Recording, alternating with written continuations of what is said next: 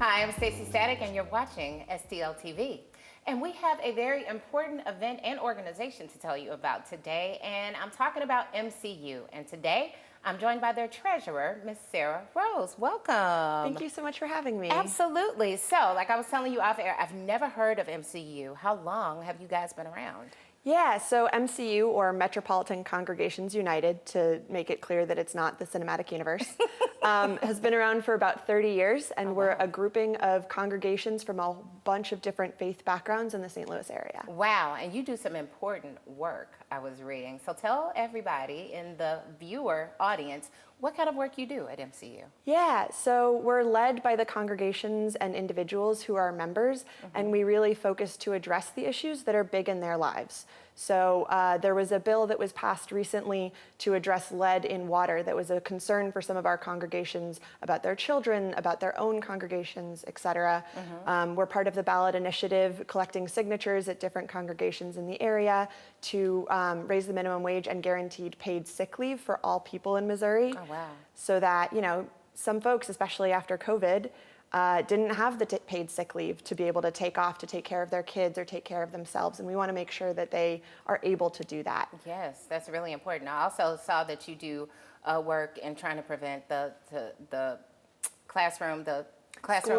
school to prison pipeline. I couldn't even talk. But yes, you're doing work in that area as well. Yeah, so a lot of members of our congregations are really concerned about their children and the way that sometimes schools and the justice system work together to just create an on-ramp to the criminal justice system rather than providing intermediate services or other opportunities for those students before they enter that system. Yeah. And so we help parents advocate for their own children, give them the resources to be able to speak on the matter, and then also bring them in to bring in other parents and to spread those resources countywide. Really important work you do over at MCU. So you're actually working with the faith leaders to help them with their congregations to get them mobilized. That's a lot of the work that you do, correct? Yeah, so we work both with members of congregations and the faith leaders within the congregations. Essentially, a lot of people come to faith because they have big questions or big concerns or a deep care and empathy for other folks.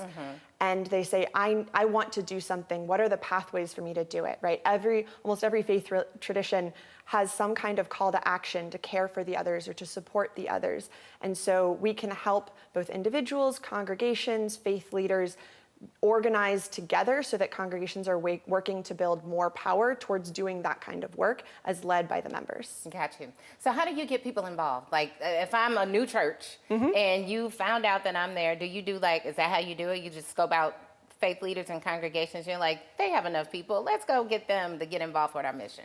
Yeah, that is one of the avenues. We have monthly membership assemblies, so all of the congregations in our membership, and any congregation thinking about becoming a member or an individual who says, I feel really called to this work and I don't know that my congregation is doing the most that they can or knows where to move forward. They can go on our website and find out about our membership assemblies and start and see how they can plug in. And there's a number of different ways congregations can plug in. Okay, so that's MCUSTL.org. They can get more information there? Yes, it's MCU St. Louis. Okay, stlouis.org. Okay, .org. All right, so you have a big fundraiser coming up. We do. Okay, is this your biggest fundraiser that you have in your organization? Yes. All right. So I'm the treasurer, so this is my main area of focus, of course. So we had our first gala ever last year, and it was an incredible success, which was so exciting. And we're having our second one. This is really, we want to be as responsive to community as possible, and we want to bring folks in, and the way to do that is to be community funded, right? And so we have that accountability measure saying, are we doing what you want us to do? Can we have the money to do the work that we need to do as funded by the community? So we're having our annual gala. Its theme is Seasons of Change. It's going to be in the fall. Okay. It's going to be October 5th at 5:30 at the Polish Heritage Center, and you can go to that same website for more information. MCUStlouis.org. Exactly. All right, so make sure you get more information. So tell me about the gala. Since this is your premiere event, what can we expect when we show up? Yeah, so I want to have fun. I think that organizing, activism, change, anything like that should be just as much fun as it should be movement building. So we have everything that you would normally have at a gala, right? Food and dancing, but we also have congregational leaders to celebrate the wins we have in the future, celebrate the wins that we've already accomplished.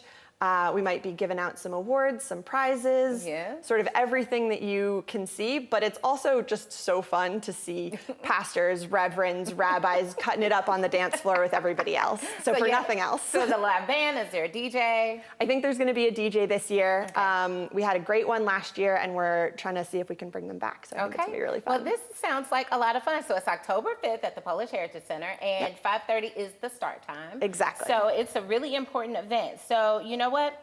How can people purchase tickets? Yeah, so people can go on our website to purchase tickets. And if people purchase tickets in the next month or so, they'll get a little bit of a discount. Okay.